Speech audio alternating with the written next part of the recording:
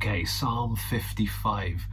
When you start reading it, it feels a lot like Psalm 54. Often Psalms seem to kind of come in groups. You kind of get a theme that gets repeated and they can sound a bit similar. Here we are in Psalm 55, and notice how he begins with the same kind of requests he began the previous Psalm. Give ear to my prayer, O God. Hide not yourself from my plea for mercy. Attend to me, answer me.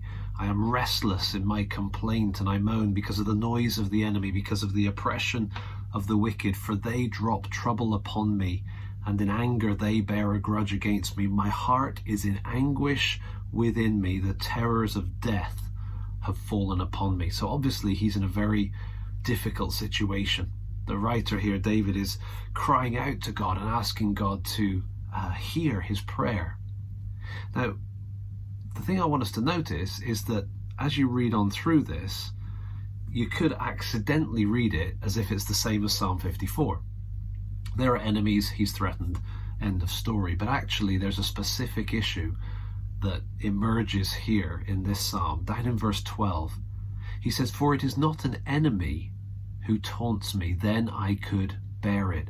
It is not an adversary who deals insolently with me, then I could hide from him." But notice this, it's not an enemy, it's not an adversary, so what is it? Verse 13, "But it is you, a man."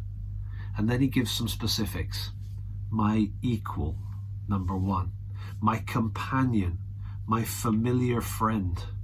You see, he's describing somebody that has betrayed him. And if he's saying, if it was an enemy, I could handle that. Although you can't, but you know what I mean. If it was an enemy, that's kind of to be expected. But this is somebody who was my equal. We were together. We actually were companions. We were side by side, shoulder to shoulder. We were apparently functioning on the same team, trying to achieve the same goals. My familiar friend. You see, this isn't just somebody known. This was somebody close. And then fourthly, we used to take sweet counsel together. We used to chew the fat. We used to converse and chat and make sense of things. Within God's house, we walked in the throng. And so the idea there, the massive crowd of people at the temple, but we were right next to each other. We were that close that we would go about the Lord's business together. You see, the thing about Psalm 55, which makes it resonate with us today, is not just that David's life was under threat and he was crying out to God. It was that there was a deeper pain. And the deeper pain was the pain of betrayal by somebody so close to him. If you've been in this world for a while, you probably know something of that pain. If you've been in church world for a while, maybe you've experienced the pain that can come from other believers. You know, sometimes we think the toughest attacks are going to come from the outside, but actually it's the people close, the people inside, who are right within your personal space. When they start to land blows, it really does do some damage. So Psalm 55 is a psalm that we can relate to. It's a psalm we can resonate with as long as we notice the detail that emerges there in verse 12. As you read it through, you'll see through the psalm there's a further reference to that companion, that friend who has betrayed him.